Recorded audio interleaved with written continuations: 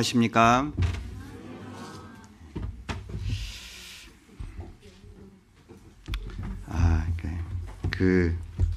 새로 이사 가신다고 들었어요. 이제 그날까지 이제 비록 불편한 장소지만 분명히 하나님이 더 좋은 곳을 예비하셨으리라 생각이 됩니다.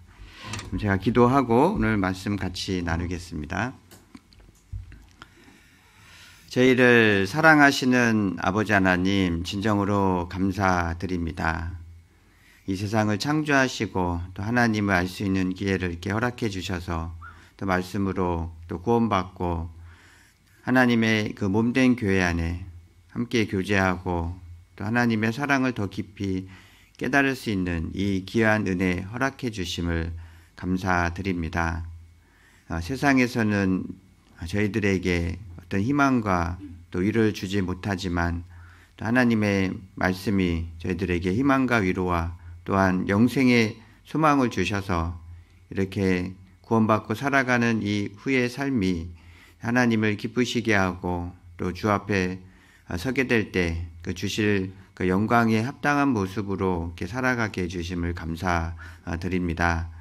저희의 그 부족하고 연약한 점이 많이 있지만 또 주님께서 또 말씀을 주시고 우리 형제 자매님들을 주셔서 이 세상의 어려움과 곤고를 이기고 또 주님 앞에 또 기쁜 모습으로 나아갈 수 있도록 이끌어 주셨습니다. 고마우신 아버지 하나님, 저희들의 부족함을 또 말씀과 또 은혜로서 채워주시고 또 주님 앞에 그 합당히 행하여야 될 복음을 전하고 또 교회를 세우고 우리 형제자매님들을 세우는 일에 더 은혜로서 채워주시길 바랍니다. 우리 전주 북북교회가 또 앞으로 새로운 곳으로 또 이사를 예정하고 있습니다. 그 건축되는 교회당도 하나님께서 또 순적하게 또 건축될 수 있도록 도와주시고 우리 형제 자매님들의 마음을 또 하나로 뭉쳐주셔서 주의 거룩한 백성이 될 수 있도록 도와주시옵소서. 오늘 이렇게 주일을 맞이해서 함께 말씀으로 함께하고자 합니다. 아버지 하나님께서 또 합당한 말씀과 또 교제를 이끌어 주시길 원하오며 언제나 저희를 사랑하시는 예수님 이름으로 기도드렸습니다. 아멘. 오늘은 우리 시편 92편 말씀 함께 나누겠습니다.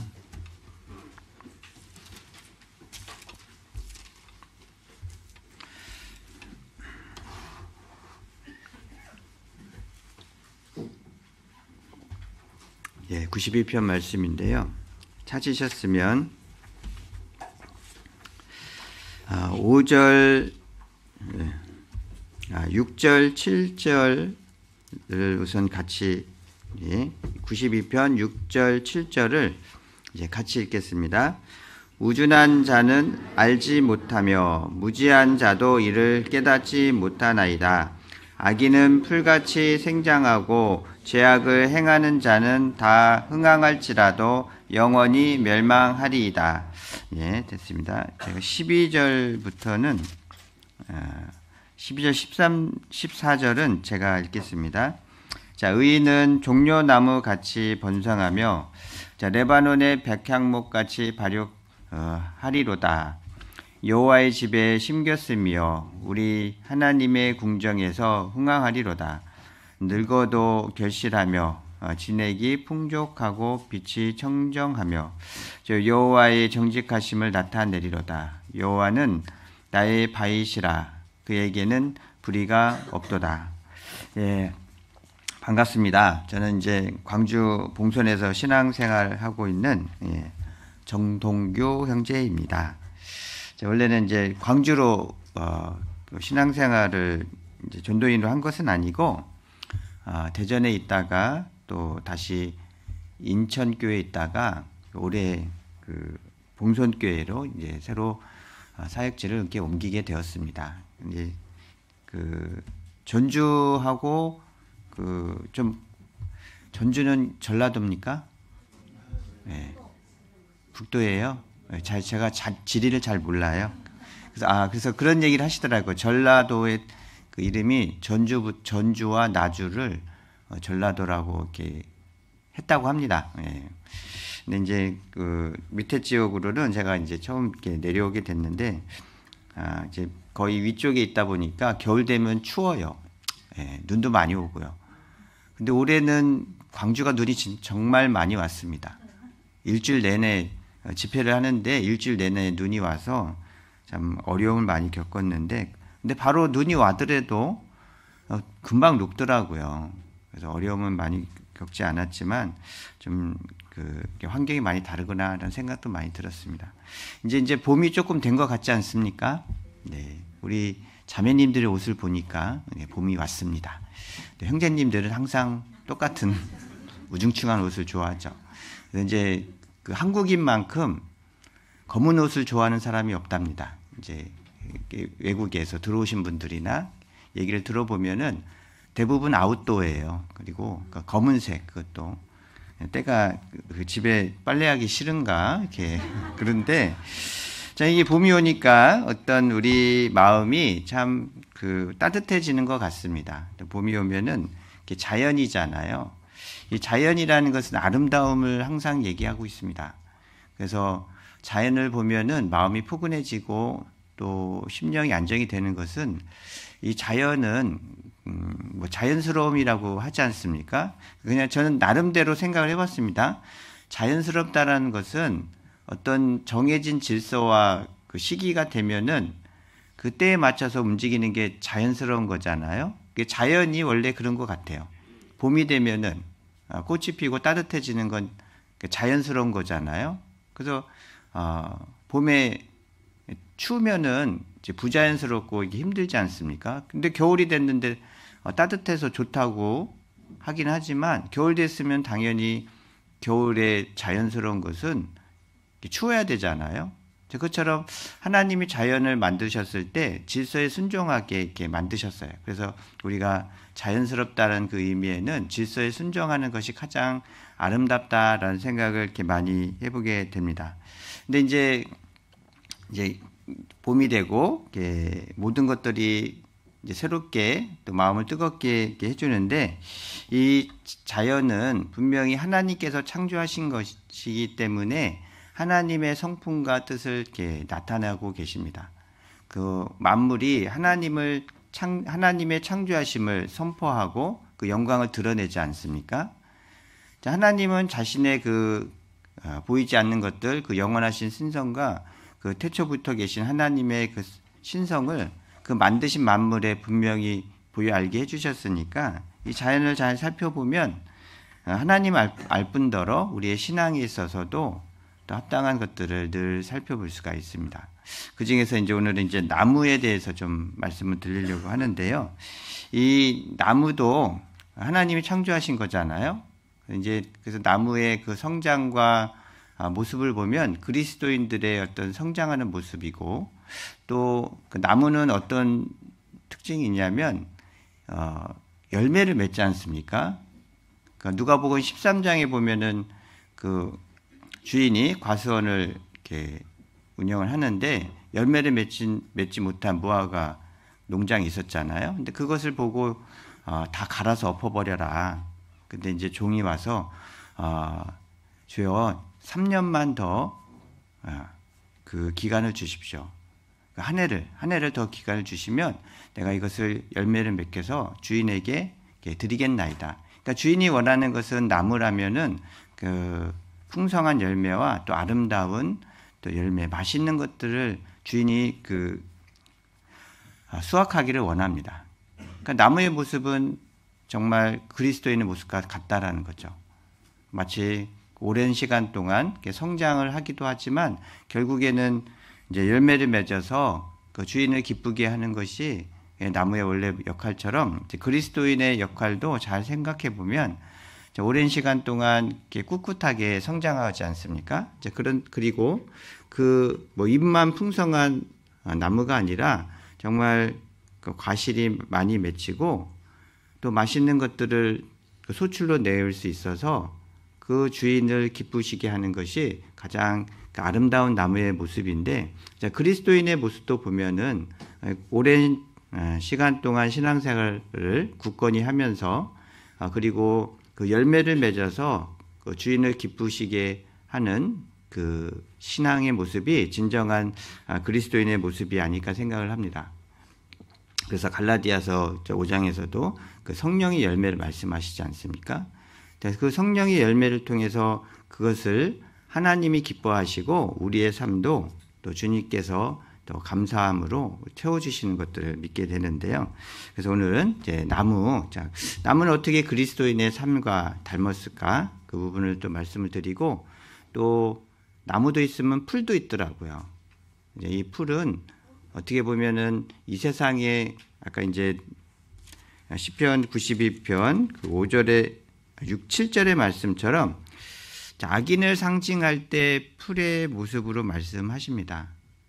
그러니까 그리스도인들과 그 다른 모습을 말씀하시는 거죠. 근데 그것을 풀로 모습으로 말씀을 하셨습니다. 그래서 이제 그 그리스도인이 아닌 이 세상 죄인들의 모습은 풀의 모습과 이렇게 같다고 하셨는데, 그럼 어떻게 죄인들의 모습이 풀의 모습과 같을까? 그것도 한번 또 말씀드리고, 또한 그리스도인들의 삶의 모습은 분명히 열매를 맺지 않습니까? 그 과정 중에 우리가 이제 지금은 이제 봄이 되어가지 않습니까? 그런데 겨울을 겪어나야 이제 봄이 오는 거죠.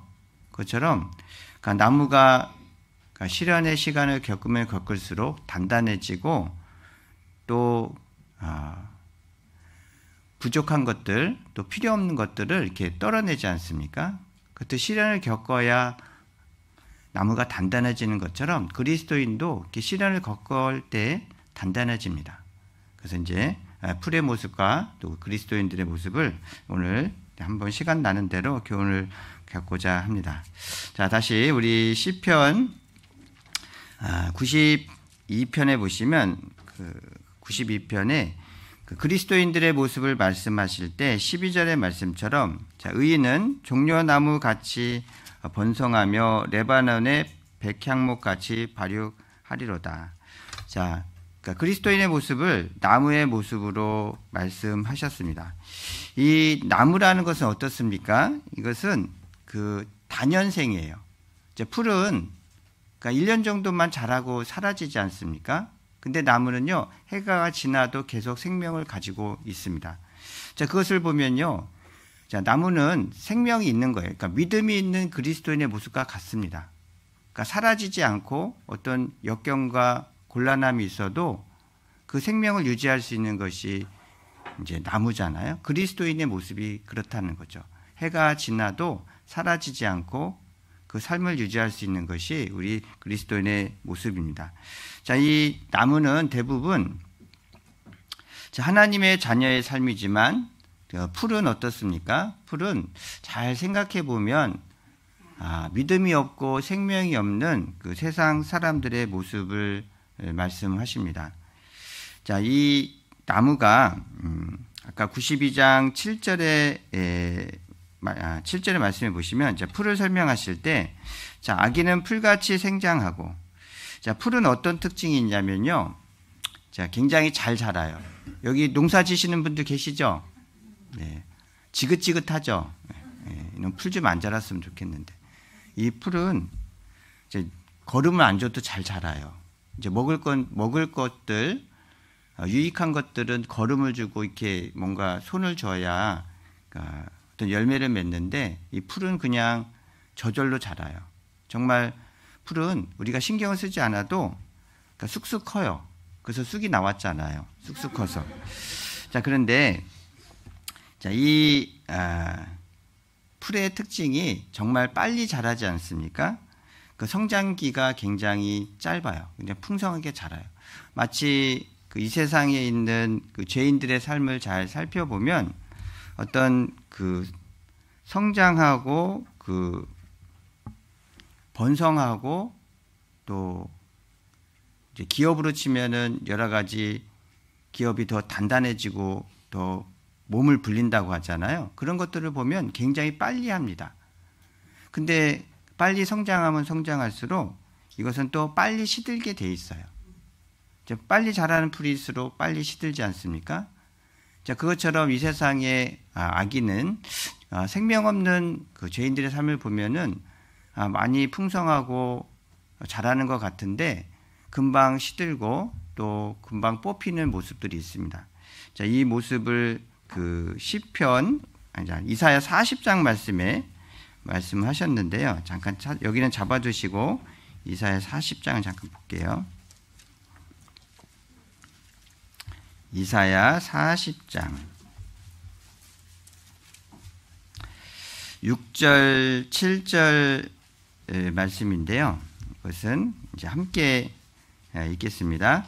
말하는 자의 소리여 가로되 외치라 대답하되 내가 무엇이라 외치리이까 가로되 모든 육체는 풀이요 그 모든 아름다우는 들의 꽃 같으니 풀은 마르고 꽃은 시듬은 여호와의 기운이 그 위에 붐이라 이 백성은 실로 풀이로다. 예, 됐습니다. 자, 풀은 마르고 꽃은 시드나. 자, 풀과 꽃의 모습 어떻습니까? 굉장히 빨리 자라요. 아름답습니다. 하지만 마르고 시들게 돼 있다는 거예요. 이 세상의 권세와 삶의 모습은 이처럼 성장하는 것 같지만 마르고 시드는 모습들이 마치 풀의 모습과 같다는 거죠. 또 이 풀의 모습은 또 어떤 특징이 있냐면, 이제 우리 농사 짓는 분들 말씀처럼 풀이 자라면 빨리 뽑아버리고 싶어요. 그 본능인 것 같아요. 우리 삶의 모습이. 그리고 이 풀을 제거하는 것에 대해서는 마음에 양심의 가책이 없어요. 자, 어떤 분은 이제 나무를 자르기도 하죠. 직업적으로. 근데 나무를 자를 때는 참 아쉬움이 있어요. 참 아깝다. 근데 풀을 자를 때는 그런 생각이 안 들어요. 왜 그럴까요? 그게 저는 개인적으로 이런 생각을 합니다. 자, 산에 불이 났습니다. 이번에 그 진주 지역에도 불이 좀 산불이 났더라고요. 몇 해 전에도 강원도에 산불이 났지 않습니까? 뭐 LA 지역에도 산불이 나고. 자, 그럴 때 안타깝잖아요. 나무가 타는 것이. 근데 주변에 풀이 타는 것에는 안타까움이 없어요. 그냥 빨리 타서 없어졌으면 좋겠다 생각이 듭니다.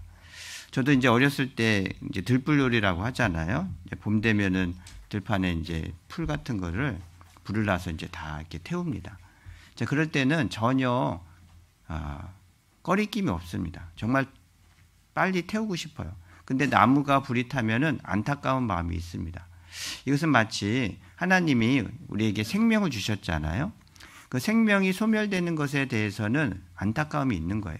하지만 생명이 없고 죄인과 악인이 멸망받는 것에 대해서는 우리는 그것은 당연하다고 생각을 하는 것처럼, 자, 풀의 모습은 이 세상에 믿음이 없는 사람들의 그 결국의 모습을 이렇게 설명한다는 생각이 늘 듭니다. 그래서 이제 그 전도서 9장 12절에 보시면 이런 말씀을 하셨는데, 물고기가 재앙에 그 그물에 걸리고 새가 그 올무에 걸리는 것 같이 인생도 재앙의 날이 호련히 임하면 거기 걸리느니라. 그 풀은 그 수완이 다 차기 전에 뽑혀가잖아요. 마치 이 세상 믿음 없는 사람들의 모습에 자기 생명의 수완 전에 이렇게 뽑혀가는 것 같은 모습을 생각하게 됩니다. 자, 그리고 다 불을 타서 없어지는 것이 아깝지 않다고 생각하는 것처럼 이 죄인들의 권세가 하나님의 그 심판대가 있지 않습니까? 둘째 사망 곧 영원한 불못이라고 하는 그 하나님의 심판대 앞에 모두 부심판을 받는데, 그때 의인들의 마음, 거기서는 죄인들의 그 심판에 대해서는 어떤 우리 마음에 불쌍한 마음이 들지 않거든요. 마치 이 세상의 풀이 다 타서 사라지는 것을 보면서 내가 아쉬움을 갖지 않는 것처럼 하나님이 보실 때에도 그 죄인의 심판에 대해서는 그 아쉬움을 갖지 않는 것이죠. 당연하다고 생각하는 그 모습이 이 풀의 모습과 이 세상 죄인들의 모습이 너무나 똑같구나라는 생각을 합니다.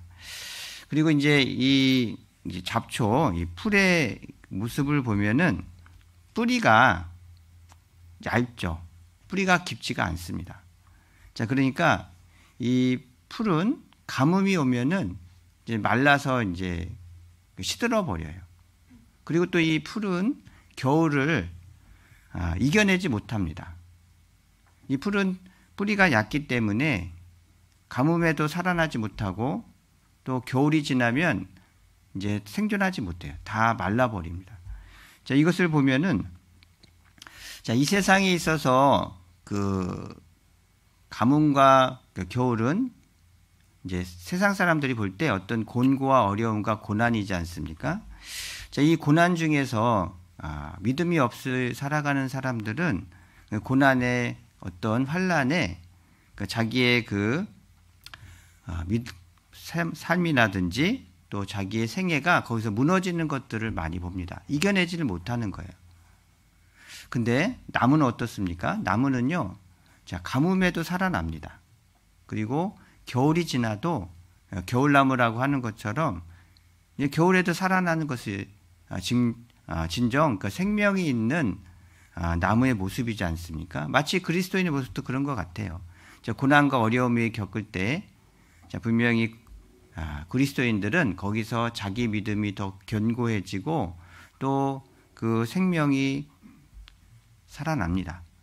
자, 우리가 이제 구원받고 신앙생활을 하지 않습니까? 근데 이제 구원받은 형제 자매하고 같이 그냥 교회는 오시는데 이제 구원받지 못한 분하고 언제 차이가 나냐면 어떤 곤과 어려움이 있어요. 또 교회 내에서도 또 힘든 일들을 우리가 겪게 되죠. 개인적으로도 그렇고. 자, 그럴 때 자, 믿음이 없는 분들은 대부분 이제 교회에서 멀어집니다.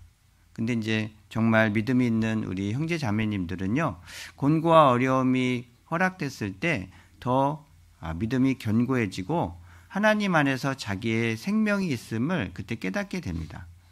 자, 그것을 보면은 이 풀은 곤고와 어려움과 시련을 지나면 이제 생명이 끊어지는 거예요.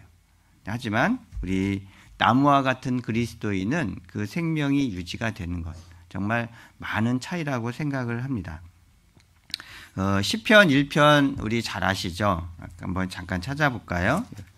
자, 여기서도 이 곤고와 어려움 속에 그 생명 없는 풀의 모습은 어떻게 되는지를 말씀하시는데요.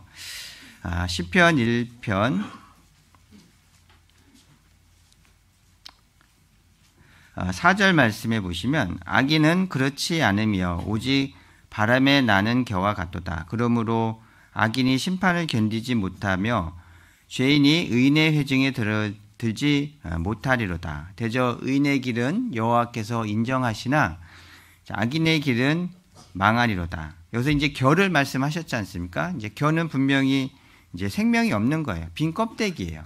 자, 그 껍데기는 오직 바람에 나는 겨와 같도다. 그리고 악인이 심판을 견디지 못하는 모습이 마치 겨가 바람에 날아가서 다 불에 살라지는 것 같이 하나님께서 심판과 곤고와 어려움을 허락해 주시면 자, 이 믿음이 없는 그 불신자들, 이 세상의 악인들은 하나님의 심판에서 다 이렇게 사라지는 모습을 이렇게 말씀하십니다. 그래서 이제 이 풀을 보면은 정말 교훈을 받아요, 저는. 무성하고 아름다운 꽃도 피지만 아까 이사야 40장의 말씀처럼 그 모든 액체는 풀이고 그 영광은 들의 꽃과 같아서 풀은 시들고 꽃은 마르잖아요. 잘못 얘기했죠. 예, 풀은 마르고 꽃은 시듭니다. 그것은 여호와의 기운이 그 위에 불미라. 하나님이 곤고를 허락해 주시면 자, 이 풀이 마르고 꽃이 시드는 것처럼 자, 우리 육신을 말하기도 하지만 자, 우리 그리스도인들에게는 시련과 곤고가 있으면 자, 믿음이 있음을 드러납니다. 하지만 이 세상 사람들은 곤고와 어려움에 거기에 무너져서 이제 풀과 같이 사라져 버리는 모습들을 보면 정말 그리스도인의 모습과 또한 이 세상의 믿음 없는 사람들의 모습을 이렇게 딱 구분해 주시는구나를 생각할 수가 있습니다. 또 제가 이제 풀을 생각하다 보니까 이 풀은 어떤 특징이 있냐면 잘라버리잖아요. 제가 우리 다 형제님들은 군 생활 하실 때 그 제초 작업이라고 하지 않습니까? 열심히 풀을 뱁니다. 그리고 며칠 지나면 다시 또 자라나요. 그래서 이제 뽑아요. 이제 뽑아도 또 자라나요. 이 풀의 모습이 어떻게 보면 이 죄의 습성하고 너무 똑같은 거예요. 죄라는 게 어떻습니까? 내가 죄를 싹을 싹 잘라버렸다. 죄를 이제 끊었다. 이제 더 이상 이제 이 죄에 대해서는 이제 내가 이제 절교를 하겠다. 그런 마음으로 이제 살아가잖아요. 근데 언젠가 시간이 지나면 이게 스물스물 이 죄성이 또 올라와요. 그래서 내가 완전히 이겼다, 끊어버렸다라고 하는 죄의 모습이 똑같이 또 범하는 모습을 볼 수가 있습니다. 또 이 그 풀이라는 것이 잡초가 대부분 이렇게 뽑아버리고 하면 없잖아요. 근데 어디선가 하여튼 씨가 들어와서 그 땅을 다시 이렇게 풀이 나게 합니다. 이 죄라는 모습도 그러니까 싹 사라지고 내가 그 죄에 대해서 이겼다고 생각하는데 언젠가 또 다른 새로운 그러니까 죄라든지 새로운 유혹들이 어디선가 이렇게 날라와서 내 마음밭에 또 뿌려져요. 그래서 내 마음밭에서 또 풍성하게 무성하게 죄의 모습들이 이렇게 차오는 것들을 보게 됩니다. 자, 이것을 우리 마태복음 한 13장 한번 찾아볼까요?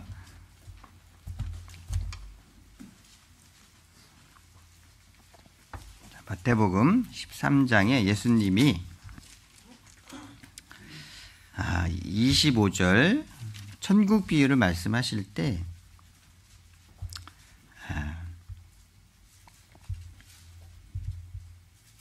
13장 25절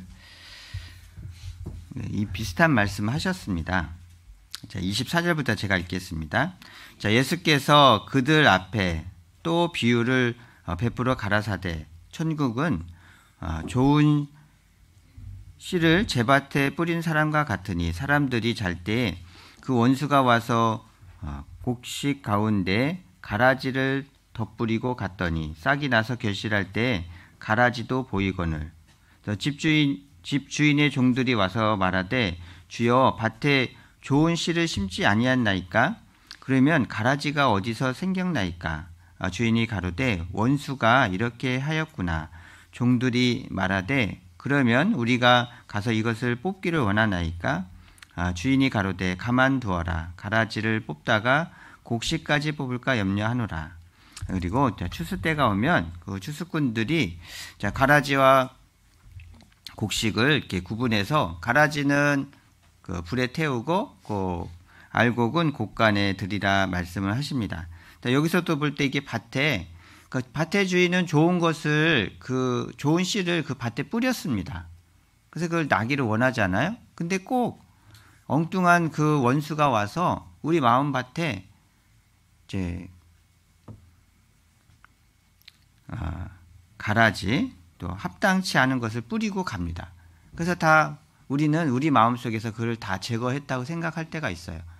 그 죄를 다시 안 짓게 됐다고 또 결심하고 신앙생활을 막 힘있게 하려고 해요. 근데 또 와서 또 뿌리고 가요.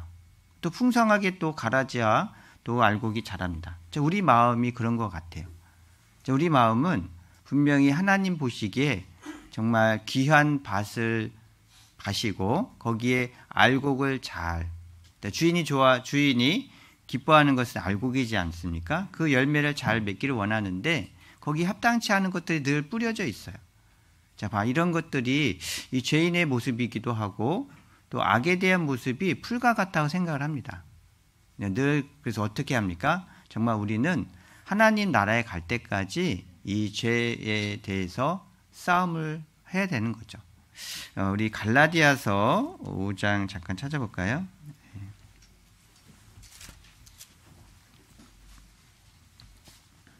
갈라디아서 5장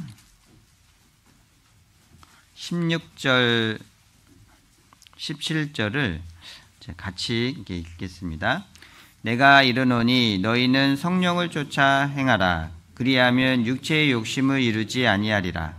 육체의 소욕은 성령을 거스리고 성령의 소욕은 육체를 거스르나니 이 둘이 서로 대적하므로 너희의 원하는 것을 하지 못하게 하려 함이라.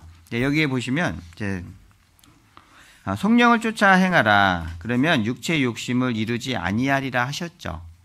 성령을 쫓아 행하라. 육체의 욕심이 사라지리라, 없어지리라 하시지 않았습니다. 그러니까 마치 우리 마음밭에 성령의 소욕과 육신의 소욕이 같이 있지 않습니까? 그 구원받기 전에는 다 육신의 소욕이 전부였어요. 이제 구원받으면서 그 하나님의 성령이 우리의 그 구원받을 때 에베소서 1장의 말씀처럼 인침받아서 들어오셨습니다.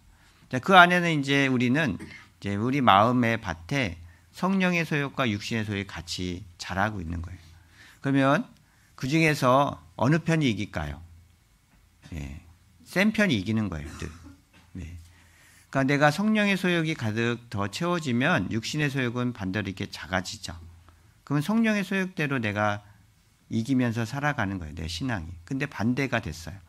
성령의 소욕은 너무 작아졌어요. 사라지는 게 아닙니다. 육신의 소욕도 사라지는 게 아닙니다. 얘는 둘은 마치 그 엎치락 뒤치락 하는 겁니다. 누가 더 힘이 세냐에 따라 그 삶의 방향이 그쪽으로 가는 겁니다. 그래서 이제 육신의 소욕이 더 강해지면은 우리는 육신에 따라 살아갑니다. 마치 우리 마음밭에 알곡들을 많이 심고 키우고 정성을 두면 알곡으로 더 가득 차는 거예요. 근데 이제 신경을 안 써요. 밭주인이. 농부가 신경을 안 쓰면 알곡은 줄어들고 거기 이제 가라지, 잡초들이 더 많아집니다. 그래서 어떤 분이 그런 얘기 하셨어요. 그 들판의 곡식은 농부의 발자국 소리를 듣고 자란다고. 그러니까 뭔가 우리가 마음 안에 하나님의 말씀과 은혜로서 더 채우면 육신의 소욕은 작아져서 더 사라지진 않지만 우리가 성령의 소욕을 따라서 살 수가 있는 거죠. 그래서 다시 마태복음 13장에 보시면 자, 거기에 이제 마귀가 와서 뿌린 겁니다. 우리 마음에 죄성이 사라지지 않고 늘 잡초와 같이 계속 있어요. 뽑아내도 또 와서 또 뿌려요. 그럼 어떻게 해야 됩니까? 우리는 계속 뽑아내면 돼요.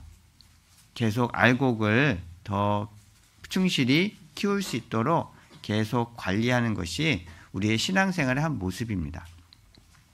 네. 자, 그리고 이 풀의 모습은 우리 세상의 사람들의 그 권세와 삶의 모습과 비슷하고 또한 죄의 모습과 비슷한 거예요. 자, 그리고 그러면 이제 나무는 어떠냐? 자, 이 나무의 특징은 아까 시편 1편 한번 다시 92편 찾아 놓으셨잖아요. 90편 다시 찾겠습니다. 자, 어떤 특징이 있느냐?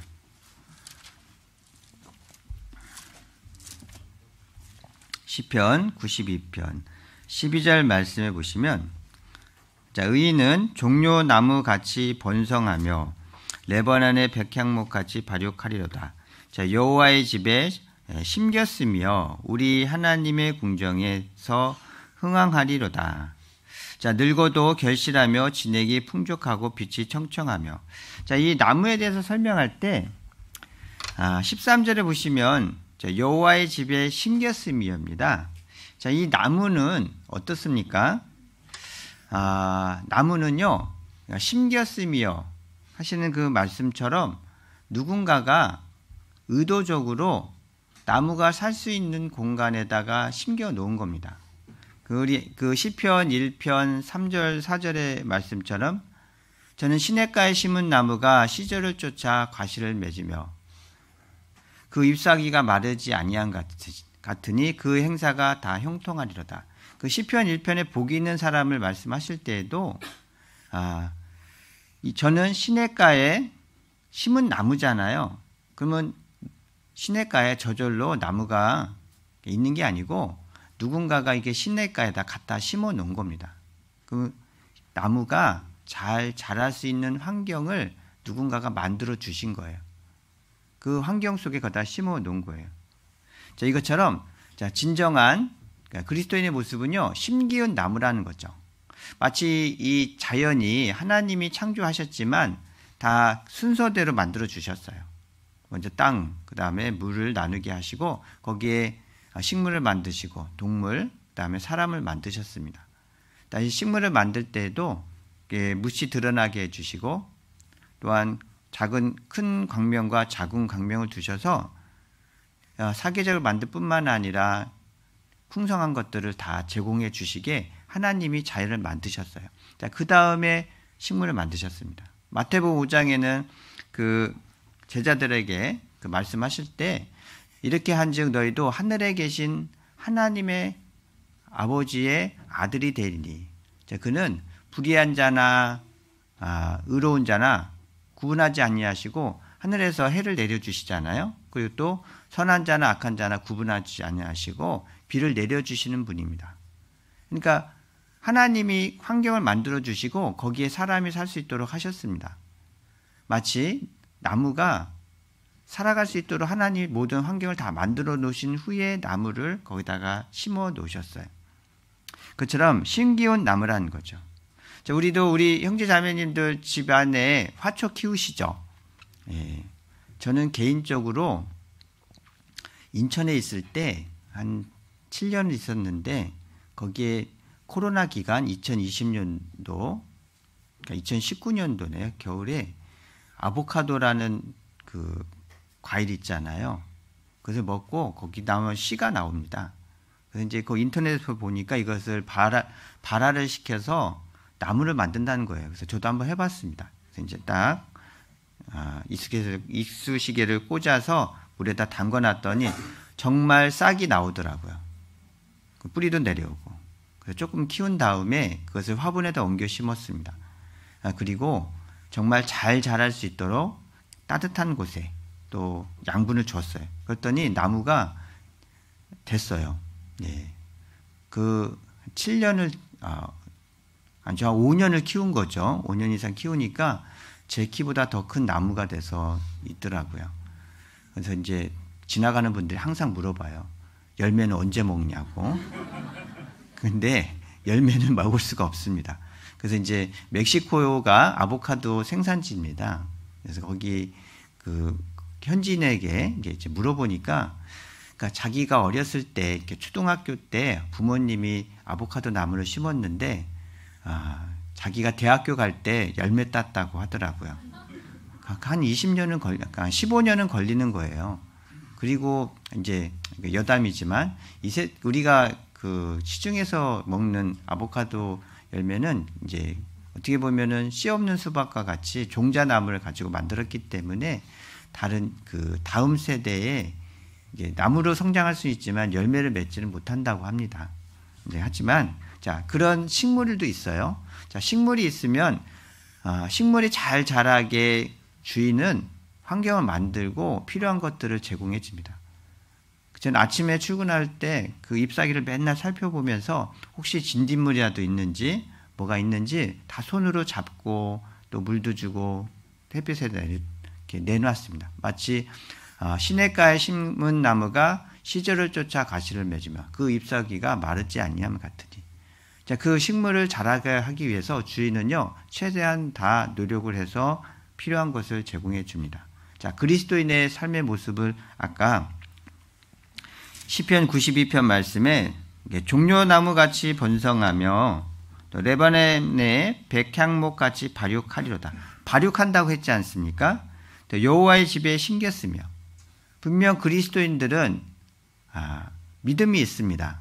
생명이 있습니다. 마치 그 겨자씨 하나가 성장해서 큰 나무를 이루는 것 같고 새들이 거기에 깃드는 것처럼 하나님이 우리 마음에 믿음을 주셨습니다. 생명을 주셨습니다. 그럼 그 생명이 자라게 하시는 일은요 주인이 하는 일이에요. 그래서 주인은 성장하기 위해서 그것을 쉴만한 물가 또한 그 여호와의 집에 심겼으며 하시는 말씀처럼 우리가 성장할 수 있도록 하나님은 교회를 미리 계획하시고 교회 안에 심어 주신 거예요. 여러분들 지금 심겨진 나무라는 겁니다. 하나님이 그 물가에 심기운 나무처럼 충분한 공급을 할 수 있는 곳에 세워주셨고 또한 양육받고 보호받고 또 도움을 받을 수 있는 이 곳에 심어놓은 나무와 똑같다라는 겁니다. 그러니까 우리는 자랄 수 있는 환경이 되는 거예요. 우리는 자랄 수 있는 모든 영양분들이 우리에게 들어오고 있다는 겁니다. 자, 그리고 이 나무의 특징은요, 정말 성장이 더뎌요. 제가 그 아보카도를 키울 때에도 그 싹이 하나 나오는데도 한 달 이상이 걸린 것 같아요. 그리고 거기서 이제 그 화분에다가 옮겨 심어서 이제 굵은 줄기가 나오는데도 한 3, 4개월은 지난 것 같습니다. 자, 너무 연약하잖아요.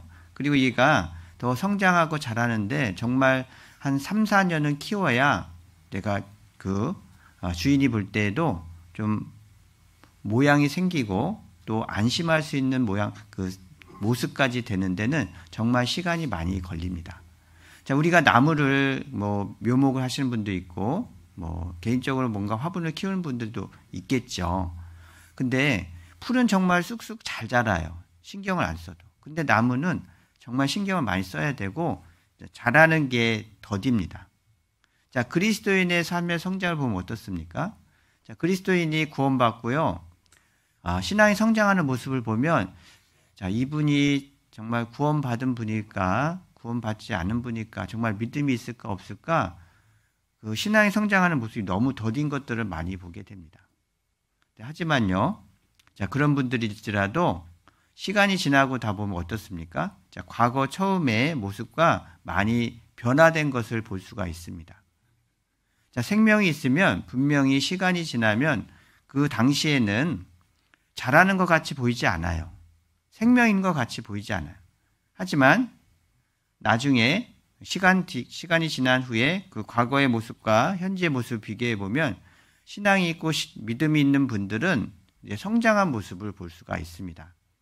그처럼 이 나무의 모습도 믿음이 있는 삶의 모습은 비록 더디지만 꾸준히 계속 성장하는 모습이 있다라는 거죠. 자, 근데 우리가 이제 많이 전도를 하잖아요. 전도를 하기 위해서 씨를 뿌리지 않습니까? 말씀으로. 그러면 이제 이번에도 이제 낮 집회가 계획돼 있죠. 그럼 집회가 될 때 오시는 분들이 정말 다 구원받았으면 좋겠어요. 그리고 구원받은 분들이 다 교회 안에서 믿음이 성장했으면 정말 좋겠어요. 근데 시간이 지나면 어떻습니까? 다 많이 빠져나가시잖아요. 정말 우리가 그동안에 구원받았다라고 하시는 분들이 교회 안에 다 성장해서 함께 있었다라면 벌써 교회당은 몇 번을 옮겨야 됩니다. 근데 이 나무의 모습과 너무 똑같다라는 거죠. 이제 그 나무도 씨를 많이 뿌리지 않습니까? 많이 뿌리지만 정말 묘목이 되고 성장하는 나무들은 얼마 안 돼요. 근데 그렇다고 해서 얼마 안 된다고 뿌리는 일을 나무가 제한하지는 않지 않습니까? 또 농부가 또 나무를 키우는 사람이 아이고 나무가 되는 것도 별게 안 되니까 정말 조금만 뿌리지는 않잖아요. 많이 뿌립니다. 그 중에서 정말 알곡이 되고 튼튼한 나무가 되는 건 적지만 분명히 많이 뿌리면 뿌릴수록 많은 나무들이 더 생길 것을 소망하기 때문에 시간이 걸리고 더딜지라도 그 주인은 그것을 많이 뿌리는 것이 필요하다는 겁니다. 그래서 우리가 집회를 많이 하고 또 많은 분들을 전도하는 것이 어떻게 보면은 나무를 만드는 거예요. 하나님은 우리에게 심기운 나무라고 하시는 것처럼 성장하고 그 믿음이 결실을 맺도록 우리에게 다 준비해 놓으셨어요. 자, 그 시련을 시간이 지나면서 성장하는 것은 나무의 진정한 모습입니다. 우리가 전도하고 누군가 신앙이 더디 자란다라고 너무 조급해야 할 필요는 없습니다. 자, 그 나무가 물가에 심겼으면 분명히 성장하는 것은 하나님이 하시는 일이에요. 우리는 거기다가 심어 놓는 게 필요하다라는 거죠. 그리고 또 이 나무가 이 그리스도인을 또 상징하는 또 모습이 뭐냐면, 이 나무는 그 풍파와 겨울의 시련을 견디면서 이겨냅니다. 이 겨울이 오기 전에 대부분의 나무들은요, 자기 잎사귀를 이렇게 떨어냅니다. 단풍이 진다고도 하잖아요. 그래서 혹독한 추위와 시련이 있기 전에 자기의 불필요한 것들을 다 떨어내야 그 시련에서 이게 살아날 수가 있습니다. 근데 나무가 그 시기를 잘못 맞춰서 잎사귀를 떨어내지 않으면요, 말라버리잖아요. 얼어버려요. 나무의 생명이 위험한 거죠. 그것처럼 그리스도인들요, 잘 살펴보면 그 절제라는 게 있지 않습니까? 우리가 신앙을 위해서 불필요한 것들은 다 떨어내는 절제의 모습이 있습니다. 그럼으로써 또 어떤 시련과 어려움에서 이겨낼 수 있는 나무가 되는 것처럼 그리스도인도요, 자기 신앙에 있어서 불필요한 것들, 합당치 못한 것들이 있으면 그것을 자꾸 버려야 돼요. 떨어내야 돼요. 그래야 신앙생활이 늘 평탄한 것만은 아니지 않습니까? 또 시련과 공고가 또 주어지잖아요. 자, 그때 나는 살아날 수 있어요. 그러니까 즉 신앙을 더 견고하게 유지할 수 있다는 것입니다. 우리 갈라디아서 아까 잠깐 찾으셨죠? 갈라디아서 5장에 보시면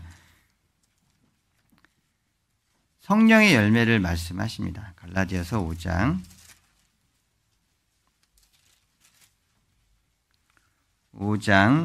22절 말씀에 오직 성령의 열매는 사랑과 희락과 화평과 오래 참음과 자비와 양성과 충성과 온유와 절제니. 자, 이 같은 것을 금지할 법이 없느니라. 자, 성령의 열매를 말씀하실 때 가장 마지막은 절제예요.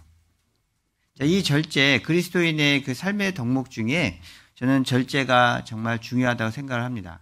자, 우리는 하나님이 우리를 자유케 하시려고 부르셨잖아요. 그러니까 자유할 수가 있습니다. 또 이제 구원받고 나서는 우리가 이제 죄에 해방됐기 때문에 내가 행하는 것에 대해서 부족한 것이 있고 죄를 짓는다고 지옥은 가지 않지 않습니까? 그러니까 자유를 얻었어요. 근데 그 자유 때문에 다른 사람을 넘어지게 할 수 있는 것입니다. 그래서 고린도전서에 말씀하실 때도 진정한 자유는 자기를 위해서 쓰는 게 아니고 남을 위해서 쓰는 거라고 말씀하시잖아요. 마치 사도 바울이 그 유대인들을 얻기 위해서는 유대인들의 방법대로, 또 이방인을 얻기 위해서는 이방인의 방법대로 그 말씀을 전한다고 하셨습니다. 그 자기의 자유를 제한하는 것은 아무쪼록 한 사람이라도 더 전도케 하려고 자기의 자유를 제어합니다. 절제합니다. 자, 이 그리스도인들도 내가 절제와 내가 불필요한 것들을 자꾸 떨어내지 아니하면은 세상과 같은 모습으로 살아가게 돼 있어요. 그러면 전도의 그 열매가 안 맺어져요. 하나님은 분명히 그 나무를 통해서 시련을 이겨내려면 먼저 불필요한 것들을 떨어내는 지혜를 우리에게 주십니다. 그래야 그 어려움과 공고에서 그 신앙을 지켜갈 수가 있는 것입니다. 자, 나무가 자기가 이제 풍성한 나무 잎이 있고 아름다운 그 자태가 있다고 해서 이것을 계속 난 유지하고 싶어. 그래서 그걸 안 떨어내버리고 겨울에 들어가면은 이제 고사돼 버리잖아요. 우리 그리스도인들도 세상에서 내가 풍성해 보이고 또한 드러나 보이고 또 아름다워 보일지라도 분명히 그리스도인으로서 살아가는데 합당치 않은 모습이라면 그것은 빨리 절제해야 됩니다. 자, 그래야 하나님 보시기에 점점 성장한 모습의 사람이 되어가는 것입니다. 자, 이 겨울과 그 어려움을 이겨나는 나무의 특징은 잘 살펴보면은 그 뿌리가 굉장히 깊다라는 거 아셔야 돼요. 이 가뭄이 오면은 대부분의 나무는 풀은 금방 말라버리죠. 근데 나무는 살아나는 이유가 그 뿌리가 깊게 내려서 물가에 물 있는 곳에 뿌리를 깊게 내려서 그 나무가 살아나게 됩니다. 자, 그리스도인들도 마찬가지라는 거죠. 우리가 신앙생활의 뿌리를 어디에 내리고 살아가고 있는지 그것을 잘 생각해 봐야 됩니다. 자, 이것은 우리 말씀, 우리 에베소서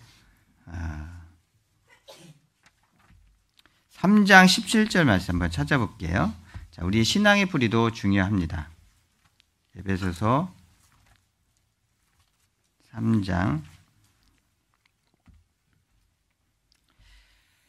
17절을 제가 읽겠습니다. 자, 믿음으로 말미암아 그리스도께서 너희 마음에 계시게 하옵시고, 자, 너희가 사랑 가운데서 뿌리가 박히고 터가 굳어져서 능히 모든 성도와 함께 지식에 넘치는 그리스도의 사랑을 알아 그 넓이와 길이와 높이와 깊이가 어떠함을 깨달아 하나님의 모든 충만하신 것으로 너희에게 충만하게 하시기를 구하노라.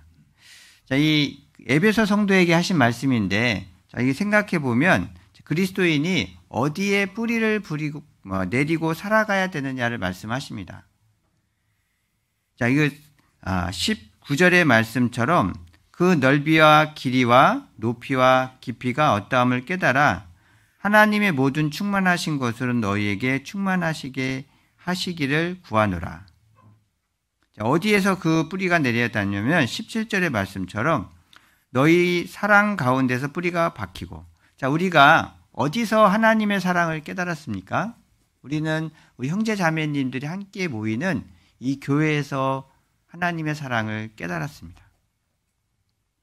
이 교회를 통해서 하나님이 우리 마음에 하나님의 사랑을 점점 부어주십니다. 여호와의 전에 심기운 그 나무와 똑같은 거잖아요. 근데 여기에 어떻게 내리라고 하셨냐면 뿌리를 이제 깊이 박히고라고 하셨잖아요. 자, 그만큼 우리의 신앙생활의 모습이 어떤 모습으로 살아가야 되는지를 말씀해 주십니다. 자, 이 나무가 뿌리가 얕으면 어떻게 돼요? 가뭄이나 어려움이 있을 때 추운 겨울에도요, 이 땅속은 따뜻하지 않습니까? 그래서 뿌리를 깊게 내린 나무는요, 얼어 죽지가 않아요. 근데 뿌리가 얕은 나무는 이제 얼어 죽어요. 그리고 또 가뭄에 물의 공급이 끊어지잖아요. 근데 반대로 깊은 나무는 가뭄과 겨울에도 살아남습니다. 자, 그리스도인도 이 신앙생활에 있어서요, 어디에 뿌리를 깊이 내려야 될까? 우리가 교제 생활에 뿌리를 깊이 내려야 합니다. 이 교회는요, 남의 것이 아니에요. 그냥 잠깐 왔다가 인사하고 식사하고 또 말씀 듣고 가는 그런 곳이 아니고 주인입니다. 내가 와서 이 건물은 내 건물이고 또 내가 하는 일은 내 집에서 하는 일과 똑같은 거예요. 누구를 위해서 하는 거냐면 나를 위해서 하는 것이라는 것을 늘 알아야 됩니다. 자, 뿌리가 깊으면 깊을수록 환난과 어려움에서 우리는 흔들리지 않습니다. 자, 그래서 이제 그런 얘기들 많이 하잖아요. 이렇게 나무가 뭐 뽑혔다. 또 대부분의 뽑힌 나무들을 보면 뿌리가 얕아요. 그리고 그냥 자기 하나만 이렇게 덩그러니 이렇게 뿌리를 내리고 있습니다.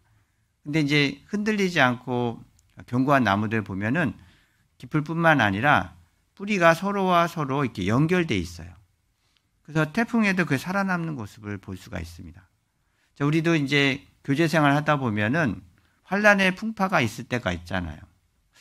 저는 92년에 구원받았을 때 대학생이었는데 그때 좀 특별하게 그 왕중생교리 지방교회라고 하죠. 그 교리가 많이 이렇게 흔들리게 했습니다. 그래서 이제 같이 신앙생활하던 그 형제들도 자기가 어떤 신령한 것을 깨달은 것 마냥 자아가 죽어야 된다는 등 또 아직 덜 깨달았던 근데 신앙생활 이제 막 시작하는 그 초기이기도 했었죠. 그런 얘기를 할 때 굉장히 마음에 그 불안감이 많이 있었어요. 내가 다니는 내가 구원받은 이 교회가 옳지 않은 부분이 있을까? 이제 그런 의구심을 갖게 되잖아요. 자, 그럴 때 이제 학교에서도 많은 형제자매님들이 계셨어요.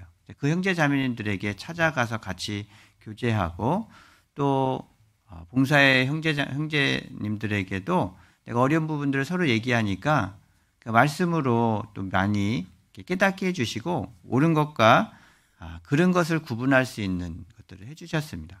그러니까 그만큼 내가 뿌리를 넓게 내리지 않으면 어려움이 있을 때요, 혼자 그 어려움을 감당하다가 이제 신앙 안에서 멀어지는 경우가 있다라는 거죠.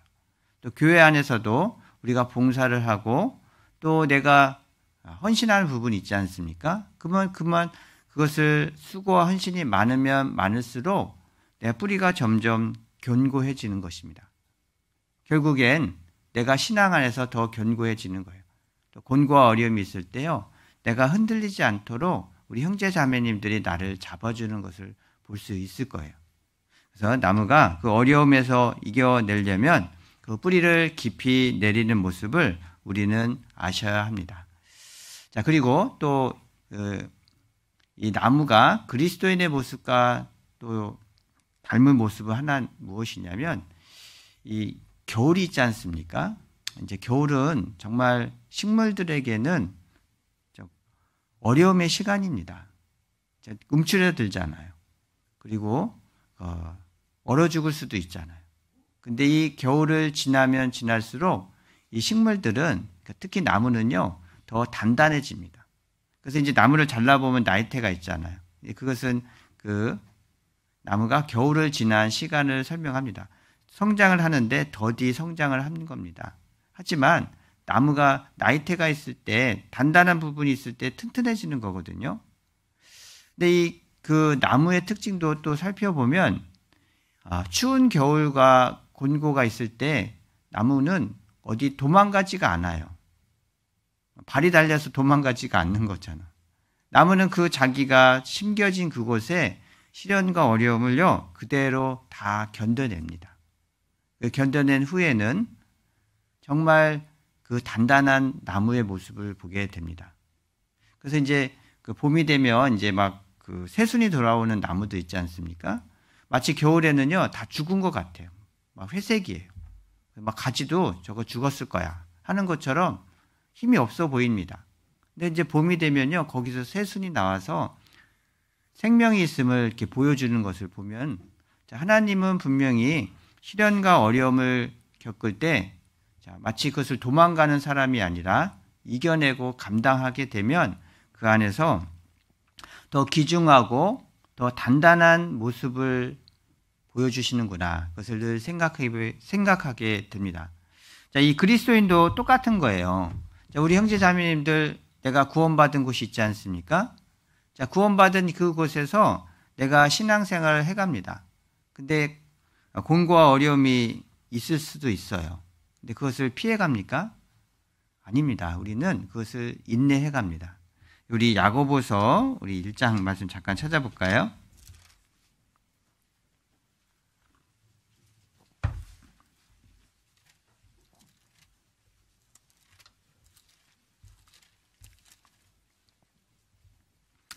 야고보서 1장 2절부터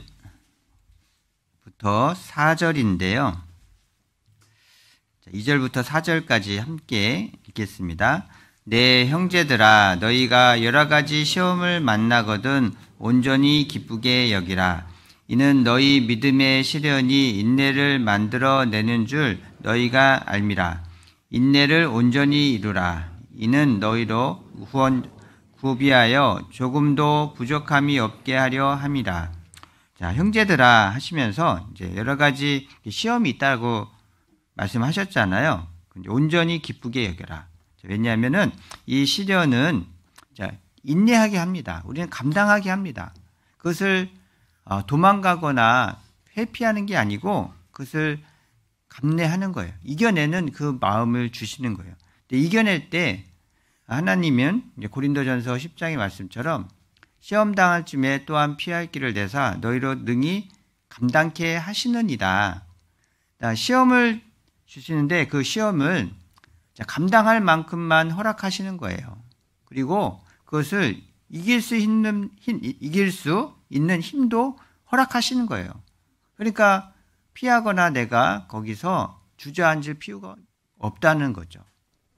그것을 통해서 하나님은 우리에게 4절의 말씀처럼 인내를 온전히 이루라. 이는 너희로 온전하고 구비하여 조금도 부족함이 없게 하려 함이라. 자, 조금도 우리 신앙에 있어서요, 시련과 어려움은 나를 더 견고하게 만듭니다. 자, 우리가 어떤 어려움들 겪지 않습니까? 자, 그럴 때 어디를 바라보게 됩니까? 그 상황을 바라보게 되죠. 환경을 바라보게 됩니다. 그러면 환경을 바라보면 바라볼수록 답이 안 나와요. 마치 시편 69편 잠깐만요.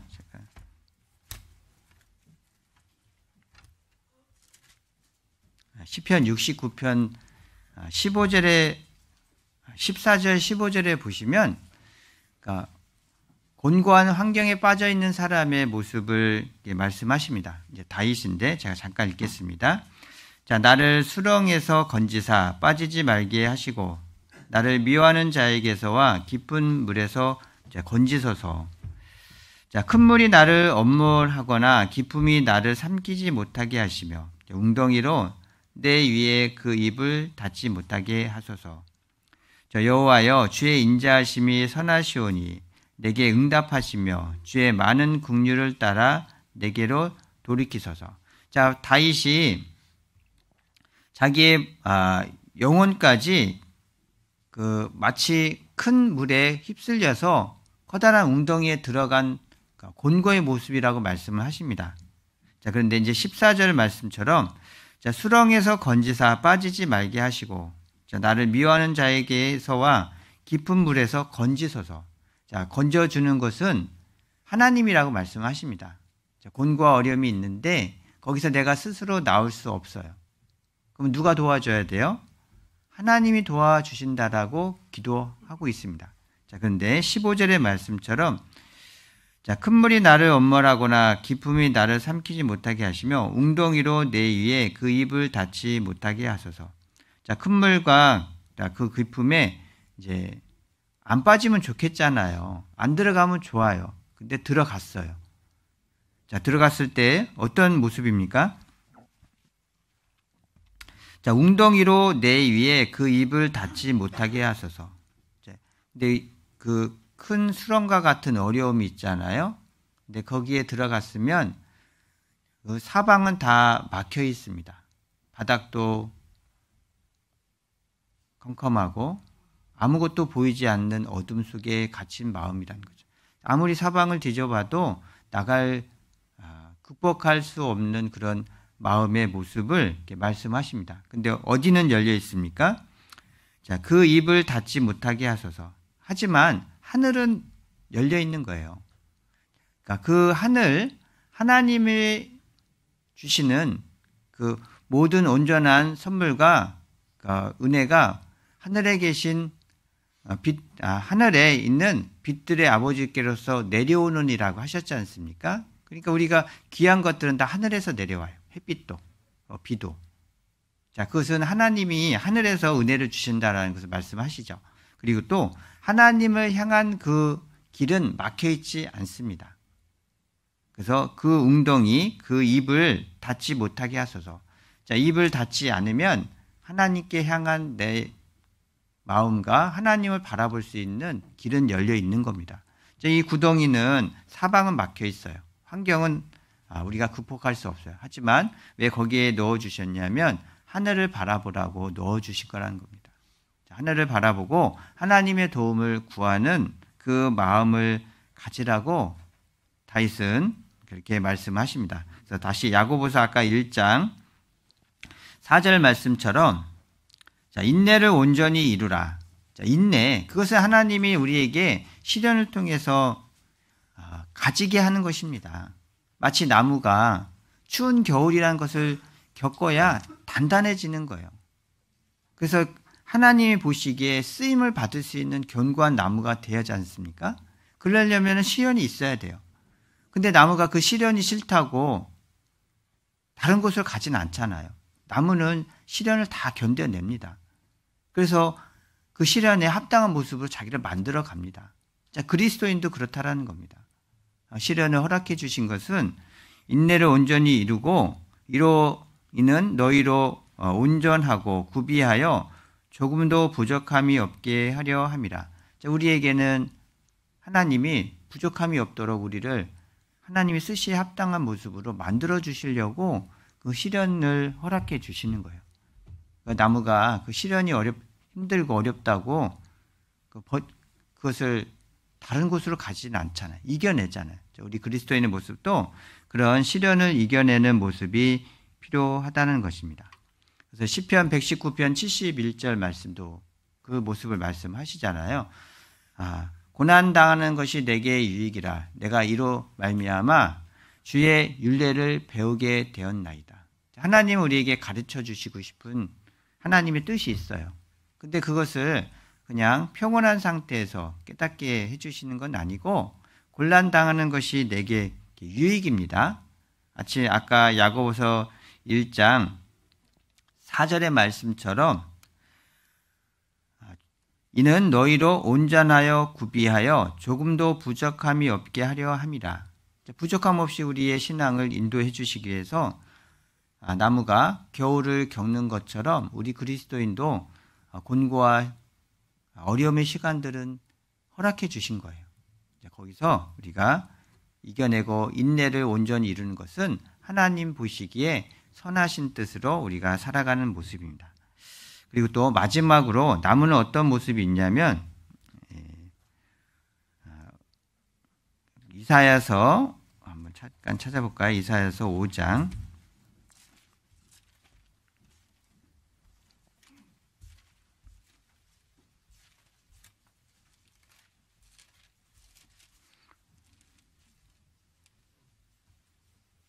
이사야서 5장 3절 4절 말씀인데요. 제가 읽겠습니다. 자, 예루살렘 거민과 유다 사람들아 구하노니 이제 나와 내 포도원 사이에 판단하라. 내가 내 포도원을 위하여 행한 것 외에 무엇을 더할 것이 있었으랴. 내가 좋은 포도 맺기를 기다렸거늘 들포도를 맺히면 어쩌민고. 자, 하나님께서 이사야 선지자를 통해서 유다 백성들에게 책망하실 때, 자, 그들에게 어떤 좋은 포도원으로 너희를 가꿨다고 말씀하십니다. 울타리를 짓고 거기에 돌들을 다 빼놓고서 옥토를 만들고 좋은 포도나무를 갖다 심었는데 맺히는 포도가 들포도예요. 열매가 합당치 않은 열매를 맺는 거예요. 그러면 주인이 마음이 기쁨이 없지 않습니까?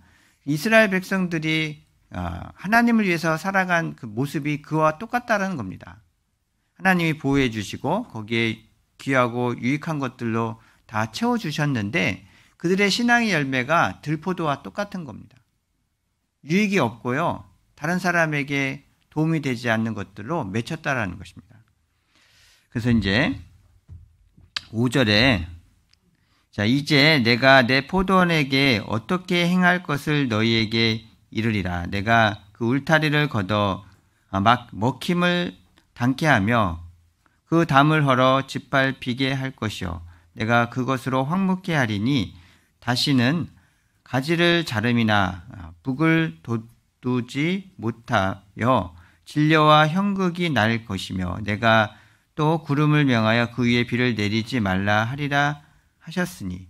자, 결국에 이제 그 포도원이 들포도가 맺히니까 이제 울타리도 다 헐어버리고 비도 내리지 않아서 환란을 허락하십니다. 그래서 이제 그 포도원을 다 이제 해체시키는 거예요.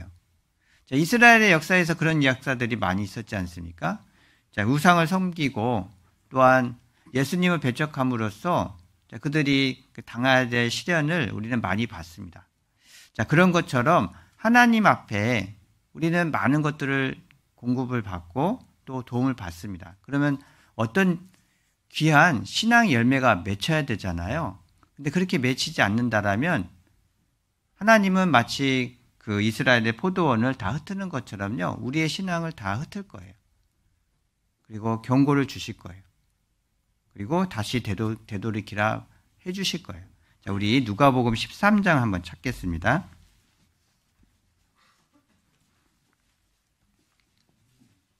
누가복음 13장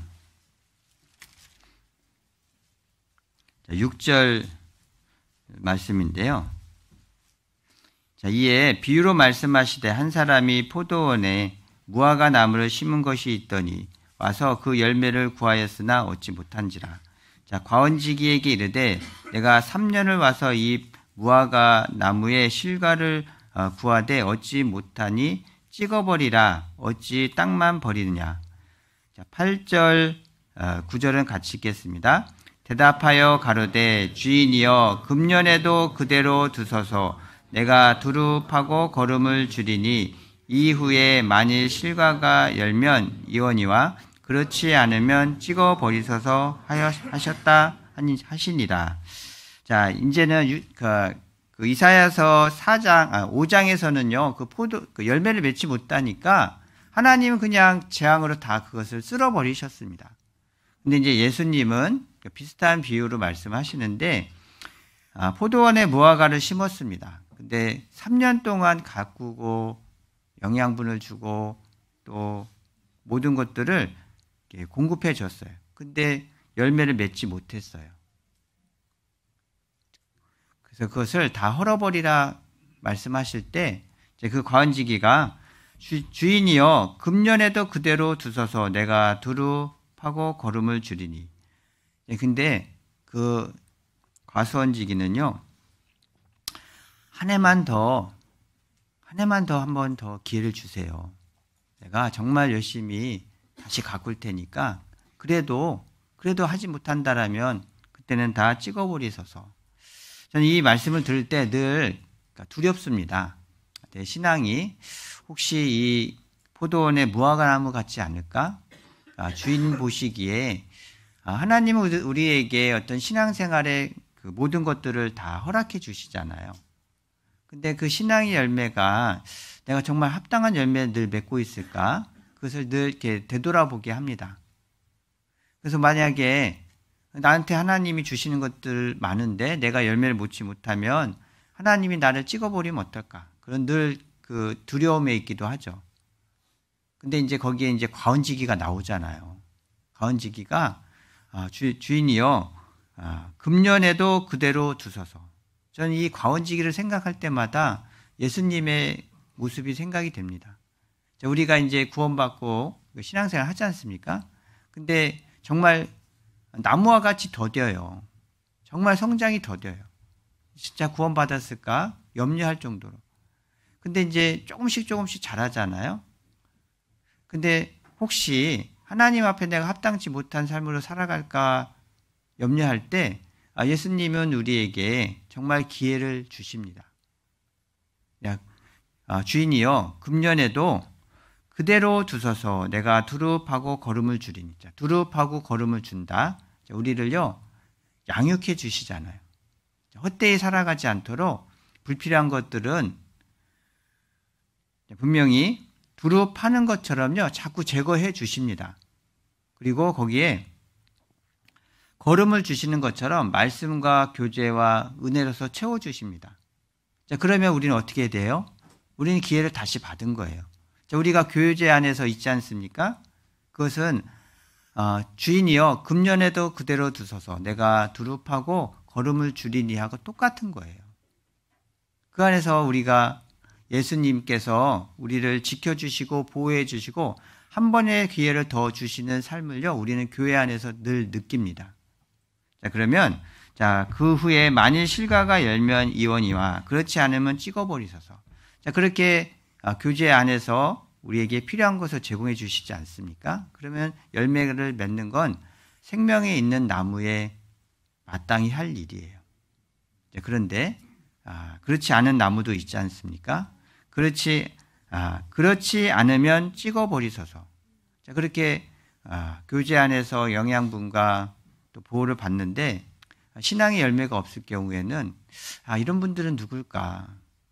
저는 생명이 있다면 반드시 열매를 맺는다고 생각을 합니다. 생명이 없다면 열매를 맺지 못하는 거죠. 자, 이런 그 생명이 있는 나무라면 반드시 열매를 맺어야 됩니다. 이 열매가 하나님 보시기에 정말 우리가 주님을 위해서 살아간 삶의 모습이 열매로 맺히는 겁니다. 그 요한복음 15장 2절 말씀에서도 보시면 한번 찾아보겠습니다. 요한복음 15장 2절 1절부터 제가 읽겠습니다. 내가 참 포도나무여 내 아버지는 그 농부라 무릇 내게 있어 과실을 맺지 아니하는 가지는 아버지께서 그를 제하여 버리시고 무릇 과실을 맺는 가지는 더 과실을 맺게 하려 하여 이것을 깨끗게 하시느니라. 자, 나는 포도나무고 내 아버지는 그 농부고 우리는 뭡니까? 그 나무에 붙어 있는 가지예요. 가지가 나무에 붙어 있으면 절로 가시를 맺고 열매를 맺습니다. 근데 밖에 버리어진 가지는 열매를 맺을 수가 없는 거죠. 그래서 우리가 그리스도인의 삶에 그 나무와 같은 모습이잖아요. 우리는 꾸준히 성장을 해야 됩니다.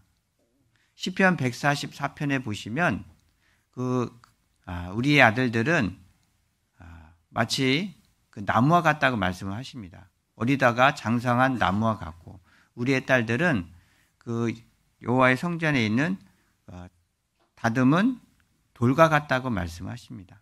자, 그리스도인들이 분명히 하나님은 우리를 잘 성장시켜 주셔서 그 성전에 쓰임을 받는 그 나무와 같이 준수하게 성장하기를 원하시는 거예요. 그래서 그것을 위해서 우리에게 시련도 주실 때도 있고 또 심기원 나무처럼 말씀과 은혜 안에 심어 놓으셨어요. 자, 거기서 우리는 시련을 겪게 됩니다. 나무가 시련을 피하진 않잖아요. 겪고 난 나무는 견고한 나무가 되는 것처럼 그리스도인도요, 그 겪으면 겪을수록 더 단단해지고 또 주인의 쓰시기에 합당한 묘목으로 바뀌어가는 겁니다. 뿐만 아니라 그 과정에서 우리는 열매를 맺어야 되는 거죠. 열매는 누구를 위한 거냐면 우리에게 쉴만한 물가에 심으신 주인 또한 모든 필요한 것들을 갖춰주시고 준비해 주시고 공급해 주시는 주인. 자, 그 주인이 그냥 입만 무성한 모습으로 살아가는 게 아니라 주인의 보시기에 감사하고 기쁨에 열매들을 맺는 그런 나무가 되기를 원하잖아요. 그리스도의 삶이 그렇다는 거죠. 분명히 우리에게 하나님은 기회를 주신 것입니다. 마치 1년의 기회를 주시고 또 거기 필요한 것들을 채워주시고 또 밭을 일구어서 불필요한 것들을 다 제어해 주시는 곳에 있는 거예요. 자, 그렇다면 하나님은 나에게 신앙의 열매를 맺기를 원하시는구나. 그 신앙의 열매는 나는 과연 맺고 있을까? 자, 그런 나무의 모습을 통해서 우리는 내 신앙이 하나님 앞에 감사하고 기쁨과 또한 시련에서 이겨내는 모습을 우리는 가져야 합니다. 자, 그러면 하나님 보시기에 칭찬받는 생활이 될 겁니다. 그래서 우리 전주 북복교회 형제 자매님들도 이 시련과 곤고를 이겨내는 나무와 같은 그리스도인이 되었으면 합니다. 제가 기도하고 마치겠습니다. 저희를 사랑하시는 아버지 하나님 감사드립니다. 우리를 구원해 주시고 또한 신앙 안에서 성장케 해 주심을 감사드립니다. 무엇보다도 이 세상에 있는 모든 만물이 하나님의 영광을 드러내고 또한 우리 구원받은 그리스도인이 어떻게 살아가야 될지도 또한 교훈으로서 넣어주심을 감사드립니다. 우리가 주님 앞에 서는 그날까지 또 견고한 모습으로 살아가도록 도와주시고 또 필요한 것들로 채워주시고 또 주님의 영광을 위해서 살아가는 삶이 되도록 인도해 주시길 바랍니다. 우리 전주 북부교회 형제 자매님들이 기도하고 또 수고하고 계시는 교회당의 또 건축과 또 전도하는 일에 있어서 하나님이 그의 풍성한 열매로 채워주셔서 또 주님 보시기에 감사하고 기쁜 형제 자매님들이 될 수 있도록 도와주시옵소서. 언제나 저희를 사랑하시는 예수님 이름으로 기도드렸습니다. 아멘.